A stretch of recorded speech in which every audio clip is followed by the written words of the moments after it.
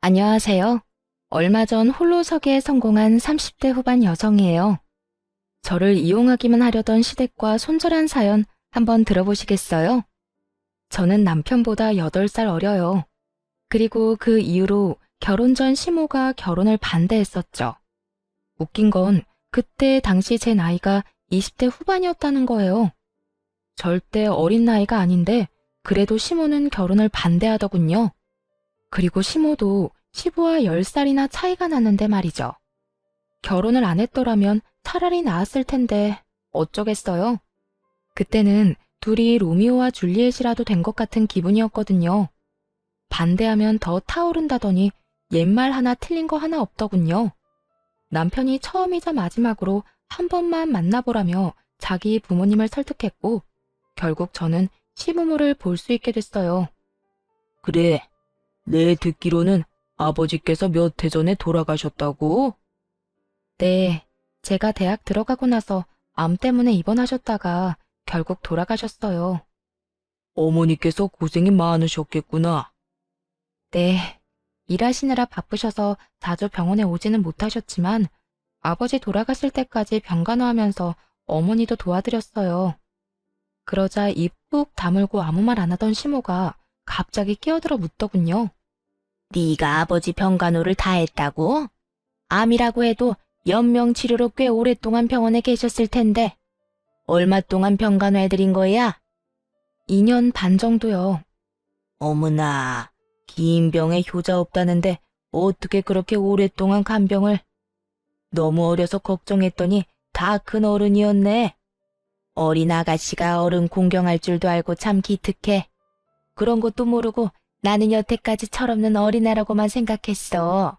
앞으로 자주 놀러와요. 이렇게 참한 아가씨라면 괜찮겠네. 이야기를 나누는 사이에 시모는 급격히 태도를 변경한 느낌이었어요. 친정아버지 병시중을 오래 들었다는 말에 어른을 잘 모시는 것처럼 보였나 봐요. 아버지 아프셨을 때는 제가 대학생이라 시간이 많이 남았었거든요. 그리고 저 말고 시간 뺄 수 있는 사람도 없었고요. 만약 일하고 있었다면 병간호를 못 해드렸을 수도 있겠죠. 그렇지만 그 일을 통해 시모에게 인정받게 되어 잘 됐다고 생각했어요. 그렇게 가까스로 시댁의 인정을 받고 당당히 결혼을 할 수 있었죠. 시모의 결혼식 낙에 어떤 꿍꿍이가 숨어 있다는 것도 모르고요. 그때는 그저 어른들 잘 모시면 되겠지 하며 편하게 생각했던 것 같아요. 그렇게 결혼을 하고 나이가 많은 남편 때문에 이세를 좀 빠르게 갖기로 했어요. 그런데 생각보다 자연 임신이 잘 안 되더군요. 제 나이가 많은 편이 아닌데 임신이 잘 안 되니 가족들은 걱정하기 시작했어요. 게다가 결혼 후 3년 차에 난임병원을 찾으려고 했는데 그 계획도 무산돼 버렸어요. 시부가 뇌졸중으로 쓰러졌다는 연락을 받았거든요. 산부인과 예약을 취소하고 급히 시부가 있는 병원으로 달려갔죠. 남편은 의사와 간호사에게 붙들려 시부 상태에 대한 이야기를 듣고 있었어요. 그러던 중 시모가 다가와서 그러더군요. 아가, 네 시아버지 뇌졸중으로 실려온 거야. 당분간 입원해 있어야 하고 병원에서 통합 간병인지 뭔지를 해준다는데 네 시아버지가 워낙 깔끔한 성미잖니. 바로바로 원하는 거 안 해주면 짜증내고 기분도 많이 안 좋아질 텐데 걱정이다. 나는 늙어서 힘도 없고 아는 것도 없으니 의지가 안 될 거고. 그러니 네가 시아버지 병수발 좀 들 수 있겠니? 아버님 퇴원하시고 나서요? 아니, 퇴원하려면 아직 한참 멀었어. 그 전에 병원에서 돌봐줄 사람이 필요해. 더 할 필요는 없고 딱 네 아버지 병간호 했던 것만큼만 하면 돼. 아, 그러면 일 끝나고 와서 저녁에 봐드리면 될까요? 저녁에? 제대로 병간호 하려면 일 그만둬야지. 저녁에만 필요한 거면 뭐하러 너한테 부탁하겠니? 그러니까 잘 좀 부탁한다. 네가 해본 적 있다니 이렇게 부탁하는 거야. 일을 그만두라고요? 그건 남편이랑 상의해봐야 할 것 같아요. 저희 결혼하면서 집 산다고 지금 대출금도 많이 남았고요. 당장 일을 그만두면 수입이 확 줄어서 큰일인데. 예. 네 남편이 그 정도 능력도 없겠니? 아버지가 아픈데 돈 때문에 뭐라 하진 않겠지. 그럼 일 언제부터 그만둘지 알아보고 연락 다오. 최대한 빨리 그만두고 간호 좀 해드려. 벌써부터 짜증을 내서 큰일이야. 시모는 제가 무조건 병수발을 들 거라는 생각을 하고 있더군요. 마음이 참 착잡했어요. 애를 가지려면 병원을 꼬박꼬박 다녀야 하는데 시부 병수발을 들라니. 매일매일 병수발을 들다 보면 2세 계획은 무산되고 애 없이 몇 년을 더 있어야 할 테니까요. 게다가 중간에 애가 생겨도 문제였죠. 임신했다고 병수발을 들게 하지 않으리라는 보장도 없잖아요. 혼자 아무리 고민해봐야 답은 안 나오니 일단 남편에게 말해보기로 했어요. 오빠, 어머님이 나더러 아버님 병간호하래. 내가 경험이 있으니까 부탁하신 것 같은데 우리 2세 계획은 좀 미뤄질 것 같은데 괜찮아? 괜찮지. 근데 정말로 아버지 병간호 해주려고? 너무 고맙다 진짜. 이렇게 착한 와이프 얻은 것도 복이지. 엄마는 나한테 고마워야 한다니까. 요즘 세상에 누가 시아버지 간병을 해? 근데 어머님께서 일 그만두고 아버님 병수발 들라고 하셔. 둘이 벌어도 생활비 많이 빠듯한데 어머님은 하루 종일 봐주길 원하시더라고. 뭐? 네가 일을 왜 그만둬? 저녁에만 병원에 가면 되지. 엄만 도대체 무슨 생각이신 거야? 일 그만두는 건 안 돼. 지금 들어가는 돈이 얼만데. 우리 결혼할 때 쓴 돈도 빨리 갚아야 한다고. 그럼 어떻게 할까? 그냥 저녁에만 돌봐드려도 되겠어? 그런데 어머님이 그렇게 말씀하셨으니 오빠가 대신 이야기 좀 해줘. 내가 이야기하면 변명처럼 들리고 하기 싫어하는 것처럼 보이잖아. 그럼 내가 나중에 엄마한테 말해놓을게. 너 일 그만두면 안 된다고. 솔직히 출산휴가나 육아휴직은 나라에서 돈이라도 좀 나온다지만 간병은 아닌데. 내 말대로 해. 그리고 집 산다고 대출을 얼마나 당겼었는지 엄마도 알면서. 너 일 그만두면 이 오빠 진짜 말라 비틀어질지도 몰라. 그럼 오빠가 꼭 좀 말씀드려줘. 나도 일해야 해서 하루 종일 봐드리기는 어렵다고. 그럼 그렇게 알고 저녁에만 아버님 병간호 해드릴게. 그래. 저녁에도 너무 늦게까지 있지 말고 9시 넘으면 집에 와. 어차피 그 시간 넘도록 남아있는 사람도 없을걸? 그렇게 남편과 대화를 하고 한결 홀가분해진 마음으로 시부의 병실을 찾아갔어요. 그리고 시모에게 말했죠.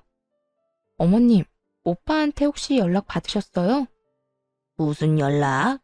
나는 연락받은 거 없는데. 왜? 무슨 일 있니? 무슨 일이 있는 건 아니고요. 아버님 병간호에 대해 이야기했더니 일은 그만두지 말라고 했거든요. 오빠가 직접 말씀드린다고 했는데 많이 바빠서 연락을 아직 못 드렸나 봐요. 그렇게 이야기하자 시모가 저를 보며 누나를 막 부라리더군요. 내가 일 그만두라고 한 거 못 들었어? 저녁에만 잠깐 돌보는 거면 내가 하지 왜 너한테 부탁하겠어? 애들 생각하는 것 좀 봐. 어떻게 시아버지 아프고 힘들어하는데 돈 때문에 간호를 못하겠다고 해? 너 혹시 네 아버지 간호할 때도 이런 식이었니? 눈 가리고 아웅하고 막 이랬어? 그런 게 아니라 집 대출금 갚는 것도 그렇고 혼자 일하기는 너무 힘들다면서 오빠가 저더러 일은 무조건 하라고 하더라고요. 제 몸이 하나인데 모두의 말을 들을 수는 없잖아요. 넌 그 정도도 남편한테 말 못하니? 네가 먼저 일 그만두고 병간호하겠다고 했으면 아들이 좋아하면서 하라고 했겠지. 그런데 네가 하기 싫어하는 모습을 보였으니까 아들도 하지 말라는 거겠지. 솔직히 정말 화가 났어요. 왜 그런 소리를 들어야 하나 싶더군요. 그래도 꾹 참고 웃으며 시모에게 말했어요. 어머님, 그러면 오빠한테 말 좀 해주세요. 오빠가 제 말은 안 듣더라고요. 지금 전화해서 이야기해 주시면 될 것 같아요. 내가 왜 그런 말을 해? 네가 남편 설득해서 일 그만두고 여기 와야지. 내 아들이랑 이야기해야 하는 건 너야. 가만 보니 얘가 아들이랑 내 사이를 이간질시키려고 하네. 대체 뭐가 이간질이라는 건지 정말 묻고 싶더라고요. 그 나이를 먹도록 이간질의 뜻도 모르나 봐요. 둘의 바람을 동시에 들어줄 수가 없어서 얘기 좀 해보라는 게 어떻게 이간질인지. 딱 보니 시모는 이런 생각인 것 같았어요. 일은 다 며느리인 너에게 맡겨야겠지만 내 아들이랑 싸우기는 싫다. 그 얕은 수가 다 보여서 너무 열받았어요. 아니, 누가 병수발 안 된다고 했냐고요. 기껏 양보해줬으면 해결 안 된 나머지는 어떻게 할 건지 이야기를 끝내야 하잖아요. 돈 때문에 절대 일을 그만두면 안 된다는 남편. 일을 아예 그만두고 하루 종일 시아버지 병수발을 들라는 시어머니. 그 사이에서 더 이상 이리 치이고 저리 치이고 싶지 않더군요. 그래서 일단 직장의 연차부터 일주일치 한꺼번에 제출했어요. 그리고 나와서 남편에게 말했죠. 오빠, 나 내일부터 일 안 해. 어머님 말씀대로 낮에도 아버님 병간호하려고. 오빠가 어머님한테 말 안 한 것 같더라. 어머님도 오빠한테 말하기 싫다고 하시고. 그래서 그냥 내가 일 그만두고 하루 종일 아버님 수발 들기로 했어. 뭐? 이렇게 갑자기 일을 그만두면 어떡해? 그럼 내가 뭘 어떻게 할 수 있는데. 어머님이 나더러 하루 종일 간병하라고 하시는데 그렇다고 어머님이랑 싸워? 그러면 오빠가 좋겠어? 구구절절 맞는 말만 하자 남편은 아무 말도 못하고 한숨만 쉬더군요. 속으로 쌤통이다 싶었어요. 그러게 미리 둘이서 이야기 다 끝냈으면 이럴 일 없잖아요. 그제야 남편도 저한테 화만 내고 있을 수는 없다고 생각했나 보더라고요. 여보세요, 엄마. 도대체 이게 무슨 짓이에요? 며느리가 시아버지를 저녁에만 봐주면 되지. 무슨 하루 종일 부려먹으라고 일까지 그만두라고 하냐고요. 너 지금 네 마누라 편드니? 걔가 뭐라고 해? 걔가 이 말 저 말 안 가리고 전하면서 우리 싸우도록 만드는 거지? 도대체 무슨 소리 하시는 거예요? 엄마가 일 그만두라고 윽박질렀다면서요. 그러니 와이프가 결국 그대로 했다잖아요. 온종일 며느리 공짜로 부려먹을 생각이면 차라리 간병인 사서 쓰세요. 아버지 앞으로 보험 나오는 것도 있잖아요. 와이프한테 한 달 월급만큼 안 줄 거면 일 시킬 생각도 말고요. 얘는 너희 아버지 앞으로 나오는 돈을 왜 그런 데다 쓰니? 아버지 아파서 또 목돈 들면 어떡하려고. 집안에 노동력이 있으면 써야지 왜 아껴? 너 능력 없니? 혼자 벌어서 살림 꾸릴 만큼의 능력도 안 돼? 제가 결혼할 때 뭐 부모 덕이라도 봤어요?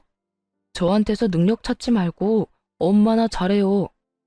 아빠는 엄마 남편인데 엄마가 알아서 책임지고 수발 드는 게 맞지. 일하는 며느리 직장까지 관두게 하고서 이러는 건 아니죠. 겉으로는 남편이 저를 위하는 것 같았지만 사실은 아니라는 걸 잘 알고 있었어요. 생활비가 줄면 자기 용돈도 줄 테니 그게 걱정돼서 싸워주는 거였죠. 어쨌든 손 안 대고 코 푸는 기분으로 두 사람이 싸우는 거나 잘 듣고 있었어요. 네가 이렇게까지 말이 안 통하는 인간인지 처음 알았네. 어떻게 네 아버지가 아픈데 생판 모르는 남을 간병인으로 쓰라고 할 수가 있어? 그것도 아버지 보험금으로. 아버지가 아플 때를 대비해서 들어놓은 보험이잖아요. 이럴 때 안 쓰면 언제 써요? 엄마야말로 공짜로 며느리 막 가져다 쓰지 마세요. 저녁에 잠깐 가서 봐준다는 것도 겨우 시간 내는 거였는데. 남편은 정말로 자기 혼자 외벌이 할까봐 걱정됐는지 적극적으로 나서더군요. 결국 시모는 아들한테 밀려서 돈 주고 간병인을 쓰게 됐죠. 그리고 싸우다가 의가 상했는지 저녁에도 병간호하러 오지 말라고 하더군요. 결과적으로는 매우 잘 된 거죠. 그렇게 저는 직장도 지켰고 시부 간병도 안 하게 됐어요. 시부는 1년 정도 입원해 있다가 퇴원했어요. 그 1년 동안은 재활치료할 겸 요양병원으로 옮겨가고 있었고요. 뇌졸중 걸린 분들 특유의 걸음걸이로 걷게 되셨지만 심한 정도는 아니었어요. 집으로 와서는 시모가 시부 수발을 들었어요. 그때도 시모가 대신 수발을 들어달라고 했는데 남편이 사전에 거절했거든요. 그런데 잘 지내는 듯 했던 시부가 3년 만에 다시 입원하게 됐어요. 또다시 뇌졸중으로 이번에는 반대쪽 뇌에 문제가 생겼다더군요. 안타까운 소식에 적극적으로 병간호에 나서기로 결정했죠. 그 사이 남편이 승진을 해서 월급도 올랐고 저는 파트타임으로 시간을 줄여서 일하고 있었거든요. 오전에만 일을 하니 오후부터 저녁에는 시간을 충분히 낼 수 있었어요. 그렇게 하겠다고 전했는데 시모는 고마움의 표시를 전혀 하지 않더군요. 마치 당연한 일을 한다는 듯이 말이죠.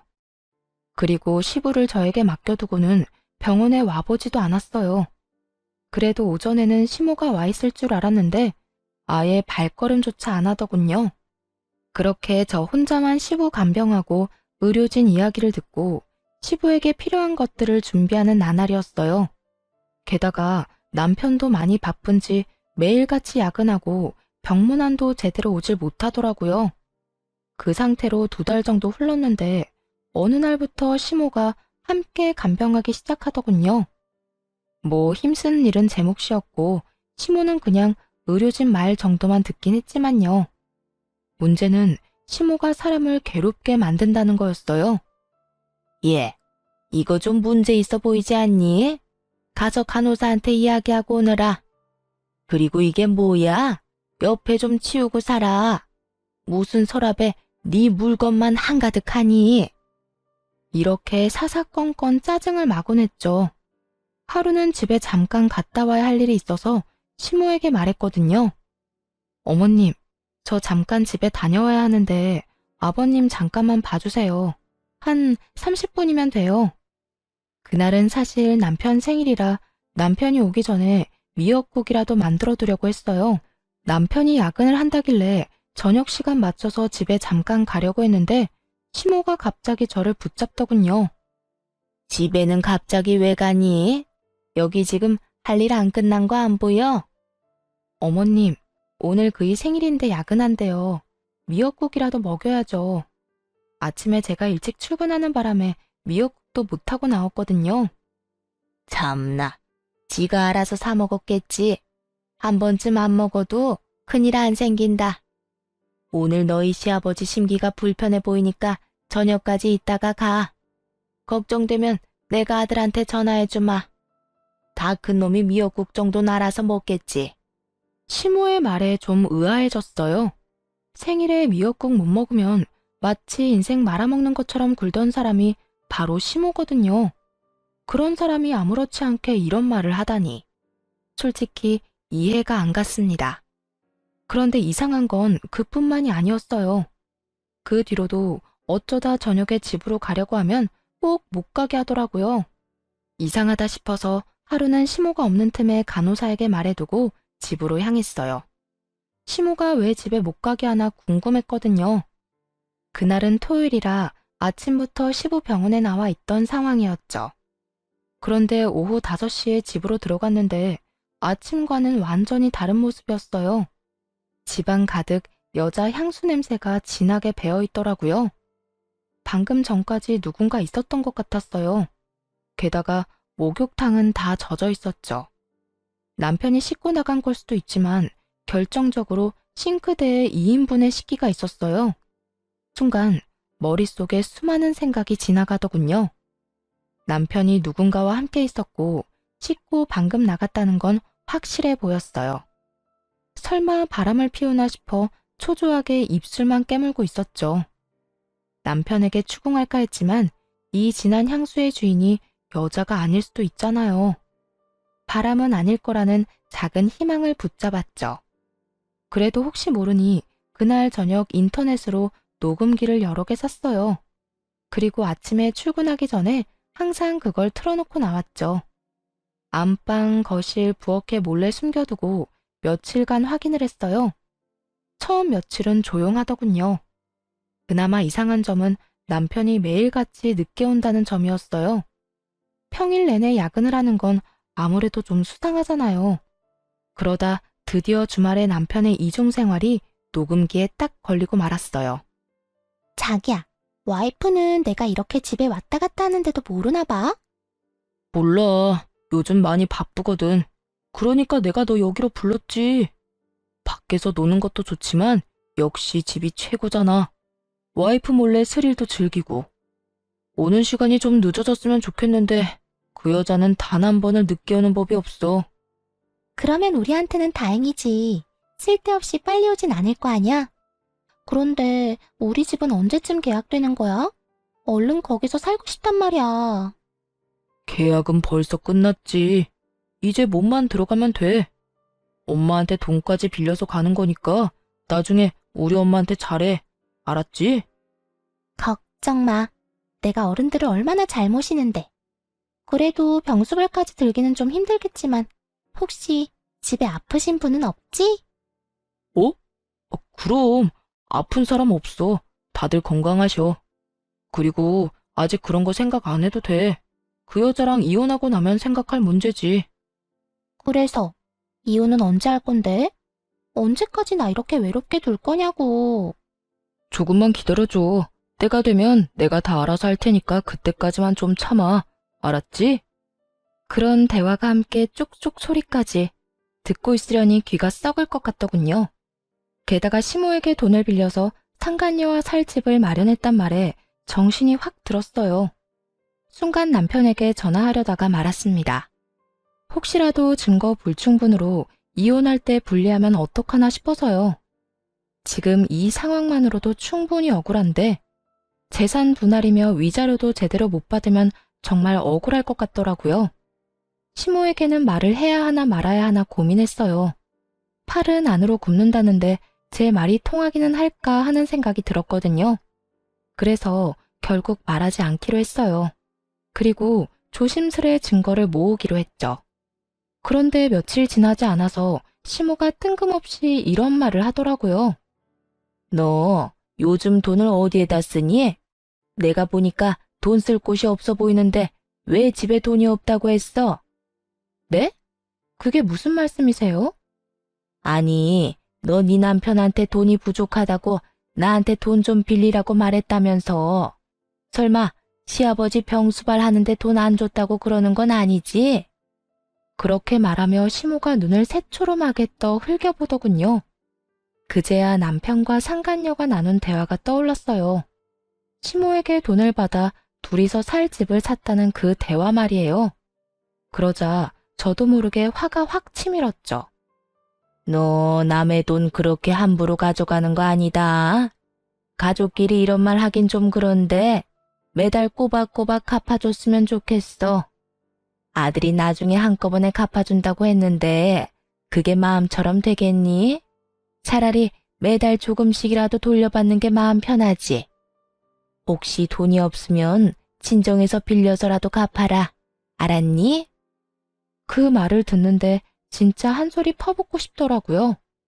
내가 그걸 왜 갚냐고요. 지금 바람난 남편놈 두고 시부 병수발 들고 있는 이 현실만으로도 열받아 죽겠는데 솔직히 이때는 증거고 뭐고 다 때려치우고 떠나고 싶은 마음뿐이었어요. 꾹 참은 보람이 있는지 남편 뒷조사를 통해 분류는 제대로 잡을 수 있었어요. 상간녀는 같은 회사 직원이었더라고요. 그런데 녹음기에 남겨진 남편과 시모의 대화가 정말 충격적이었어요. 야, 너 이제 나한테 네 마누라 잡아두라고 시키지 마라. 그년이 눈치가 빨라서 이제 둘러댈 것도 없어. 엄마, 조금만 더 부탁해요. 조금 있으면 나도 그런 부탁할 일 없어요. 아니 근데 진짜로 너 안 들킨 거 맞니? 요새 걔 표정이 안 좋던데.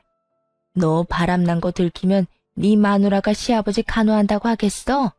지금 당장 때려치우고 나가겠지. 아직 열심히 간호하고 있는 거 보면 모른다니까. 어차피 아버지 돌아가시면 그 여자 필요도 없어질 텐데 그때 돼서 이혼하자고 하면 지가 뭐 어쩌겠어요? 그러니까 좀만 참아요. 엄마도 편하고 좋잖아. 두 사람이 같이 짠 거였더라고요. 남편놈은 외도 숨기려고 시모 이용했고 시모는 시부 간병 안 하려고 남편 도와 저를 붙잡아 둔 거고 둘 다 그 나물의 그 밥처럼 폭삭 상한 인간들이었죠. 며칠 후 남편에게 아무 이유도 되지 않고 이혼하자고 말했죠. 증거를 들고 있으면서도 상간녀 이야기는 꺼내지도 않았어요. 왜냐고요? 그래야 남편 놈도 뒤통수 맞은 제 기분에 반이라도 느낄 테니까요. 갑자기 무슨 이혼이야? 왜 그러는데? 아버지 병수발 드는 게 힘들어? 그러면 이달까지만 하고 그만둬도 돼. 이달 말이면 집 공사라도 끝나는 모양인가 보더군요. 그러니 우리 집을 외도 장소로 이용할 필요도 없을 것이고요. 대답도 안 하자 남편이 답답한 듯 캐묻더군요. 진짜 이럴 거야? 대답 좀 해봐. 왜 이혼하자는 건데? 당신이 생각해봐. 내가 왜 이혼하고 싶은 건지. 그렇게 말하니 더 미칠 것 같았나 봐요. 그러거나 말거나 남편 놈은 놔두고 그 다음날 바로 변호사 선임부터 했어요. 그리고 이혼 소송을 진행하기로 했죠. 변호사 선임한 날부터 당연히 시부 병간호는 하러 가지 않았어요. 발길을 뚝 끊었더니 시모에게서 전화가 오더군요. 전화를 받을 생각도 없었지만 사실 전화를 받을 수가 없는 상황이었어요. 왜냐하면 상간녀를 만나야 했거든요. 남편을 시부에게로 보내놓고 상간녀를 만나 잠깐 이야기하자며 카페로 갔어요. 남편과 같은 회사를 다니는 건 알고 있었으니 그 앞에서 기다렸죠. 그 여자는 상간녀 주제에 상당히 당당하더군요. 그래서 무슨 일로 찾으셨어요? 저희가 사귀는 사이인 건 이미 아시는 것 같은데 할 말 있으면 그이랑 하세요. 저는 할 말 없으니까. 죄송한데 남편이랑은 얘기가 안 통해서 여기 온 거예요. 당신한테 말하는 게 더 빠를 것 같아서. 헤어져라 이딴 소리 할 거면 그냥 가세요. 우리는 안 헤어져요. 그 사람이 나 좋다고 결혼까지 하자는데 우리가 왜 헤어져요? 그러니까 이상하잖아요. 제가 남편한테 이혼해달라고 했는데 그 인간이 안 해주겠대요. 왜 그런지 좀 물어봐 주실래요? 평온하게 그렇게 말하자 여자가 잠깐 당황한 듯 말을 못하더군요. 그러더니 뻣뻣하게 웃으며 그랬어요. 그런 이야기하면 내가 흔들릴 거라고 생각했나 본데 착각이거든요. 어디서 헛소리를. 헛소리 아니니까 그쪽이 내 남편 설득해줘요. 내가 진짜로 이혼해준다니까? 정말이야? 거짓말인데 나한테 이러는 거면. 진짜로 맹세코 이혼해준다니까요? 아니면 녹음이라도 할래요? 증거로 쓸 수 있게. 내가 그 사람이랑 이혼하길 원한다는 증거 필요하잖아요. 좋아요. 그럼 녹음해요. 그 사람이랑 나 갈라놓지 말고 조용히 헤어져 주는 걸로. 솔직히 우리가 떳떳한 사이는 아니지만 그렇다고 사랑도 안 하는 그쪽이랑 계속 사는 건 또 아니잖아요. 서로 좋아하는 사람이랑 살아야지. 그러니까요. 살다 남편 불륜으로 이혼하게 될 줄은 상상도 못했네.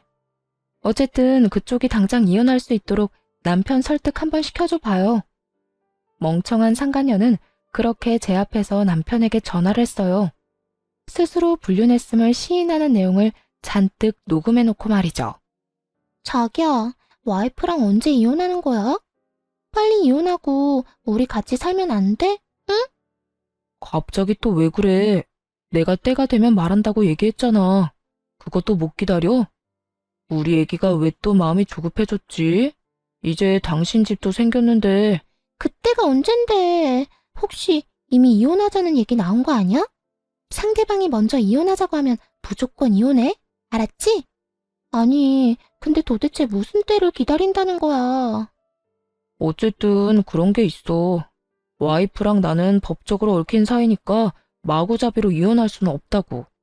최대한 내가 손해를 덜 보는 쪽으로 이혼을 해야 될 거 아니야. 그래야 자기랑 결혼할 때 더 도움이 되지. 자기가 손해를 덜 보는 게 뭔데? 지금 사는 집도 자기 거라서 이혼해도 재산 분할 거의 안 한다고 얘기하지 않았어? 상간녀의 마음을 얻기 위해서인지 남편이 거짓말을 야무지게도 했더군요. 그 집 살 때 제가 보탠 돈이 얼만데. 게다가 제 월급으로 생활비 충당해놓고 저런 말 하는 거 보니 진짜 역겨웠어요. 이혼 이야기 잘 꺼냈다 싶더라고요. 남편은 시부가 죽고 나서 제가 필요 없어지면 이혼하고 싶었던 것 같아요. 시부가 아프다는 사실을 상간녀가 모르고 있는 걸 보면 틀림없었죠. 어쨌든 2번 다시 그 얘기 꺼내지 마. 나 안 그래도 지금 힘들고 바쁘다고. 자기도 이러면 내가 얼마나 더 힘들겠어? 이렇게 떽떽거리고 쪼아대는 거 와이프만으로도 좋게.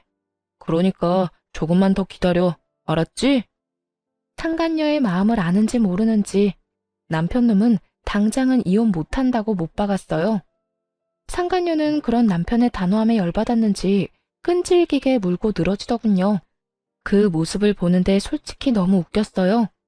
남편은 이혼하지 않겠다고 하고 상간녀는 이혼하라고 닥달하는 상황이잖아요. 결국 상간녀는 남편에게 원하는 답도 못 듣고 전화를 끊어야 했죠.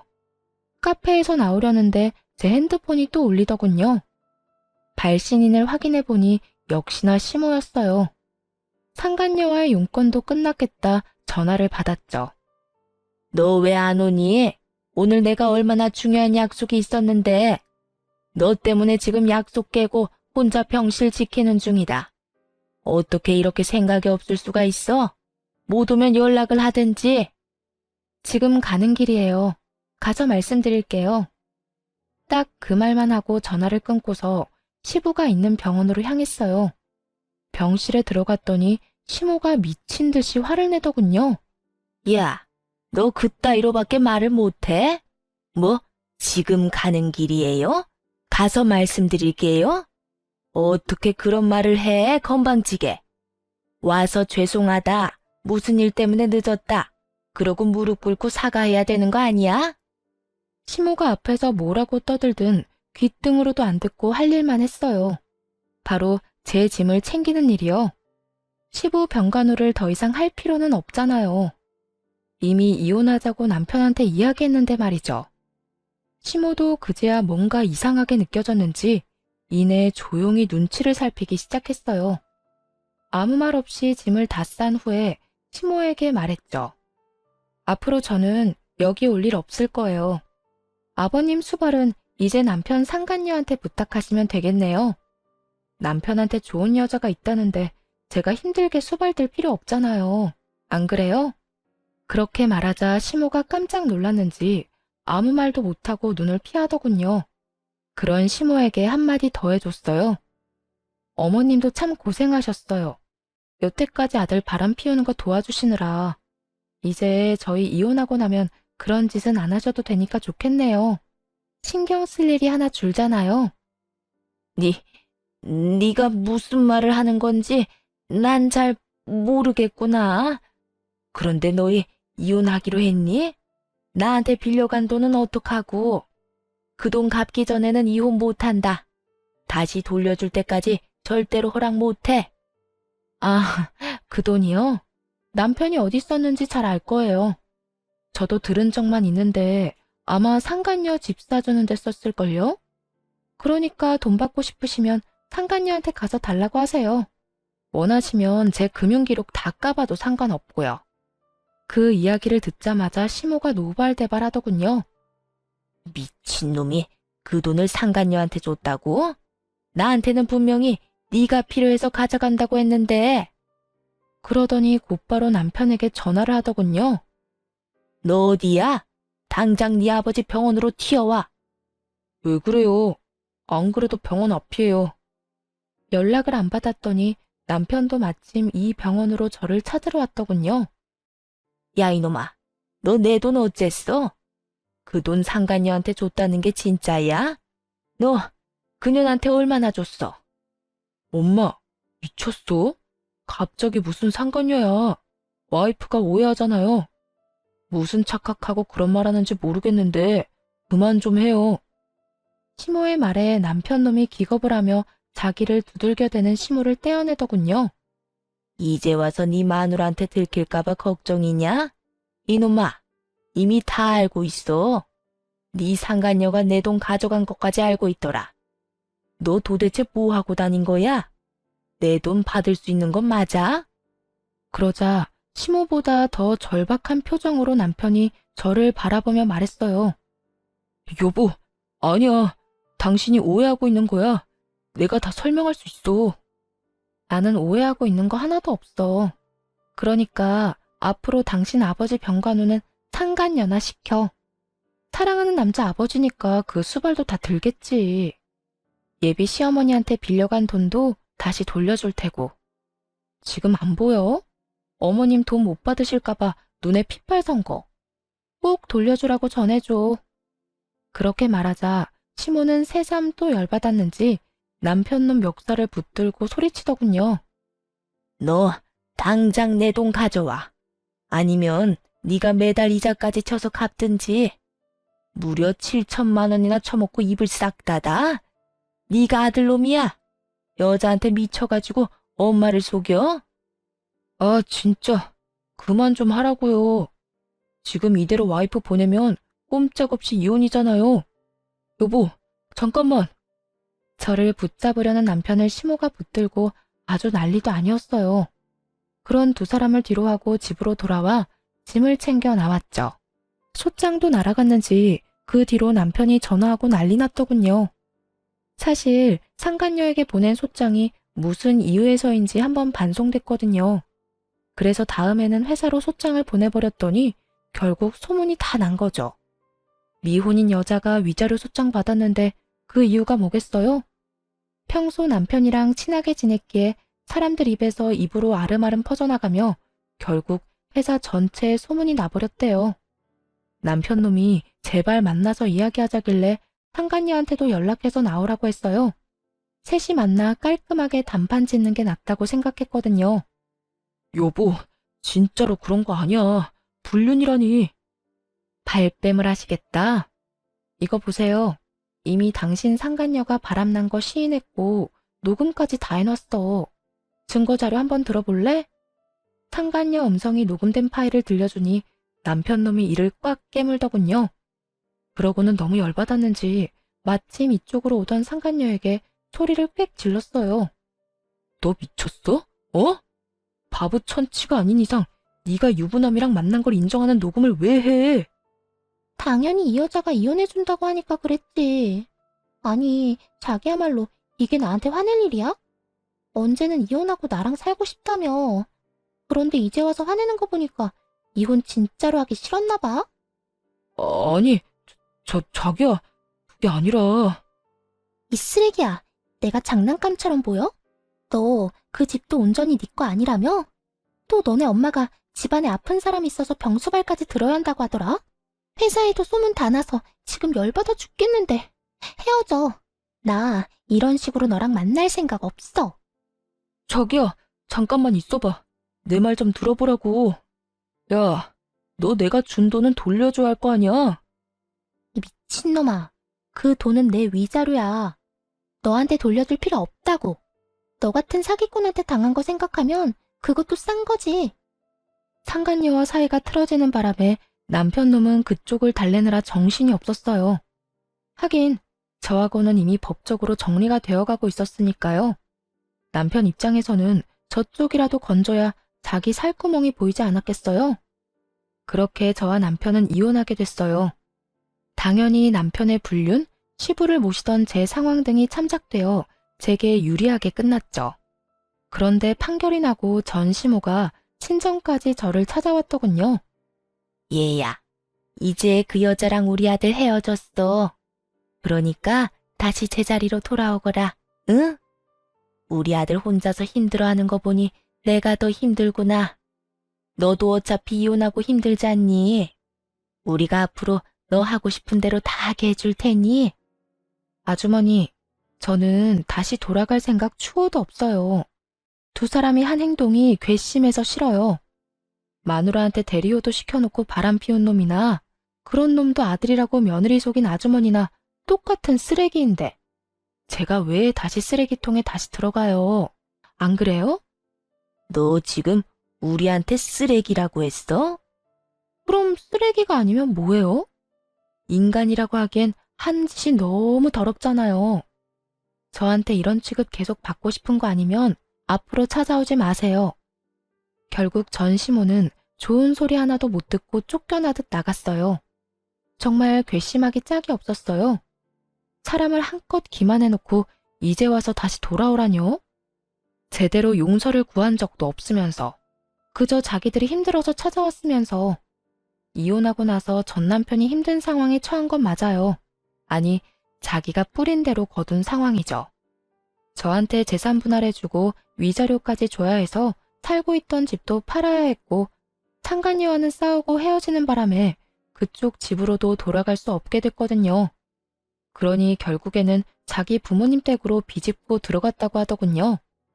게다가 전 시모는 병수발 들어주던 며느리 잃고 아들에게 빌려준 돈도 못 받았어요. 상간녀가 집을 팔긴 했지만 그 돈을 상간녀 위자료로 저한테 줬다고 하더라고요. 상간녀는 자기 돈으로는 절대 줄 생각 없다고 말했다고 하고요. 전 남편에게는 그게 말도 안 되는 일이었나 봐요.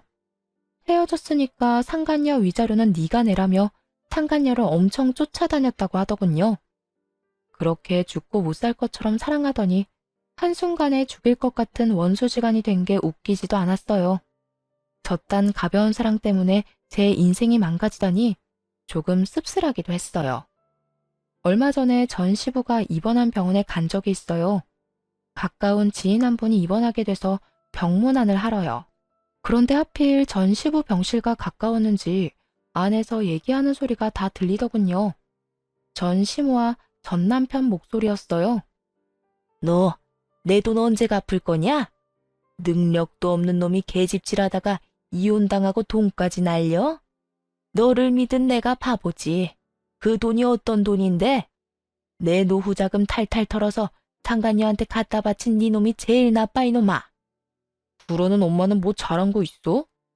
아버지 병수발 들어야 하는 건 왜 그 여자한테 미리 말해가지고.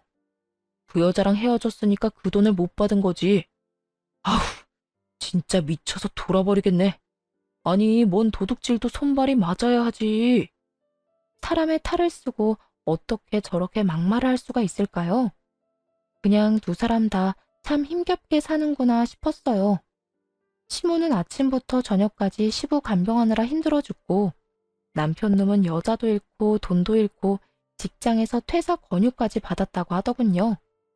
결국 권고사직으로 퇴사했다는데 지금쯤 두 사람이 반성은 하나 궁금하긴 하네요. 몇 번이고 연락이 왔지만 다 거절했어요. 저도 이제는 제 인생 살아야 하지 않겠어요?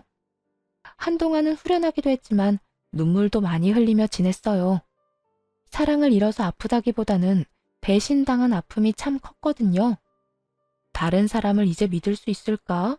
의문이 들기는 하지만 그래도 아직 세상에는 좋은 사람도 많다는 걸 믿고 싶네요. 긴 글 읽어주셔서 감사합니다. 모두 행복한 하루 되세요.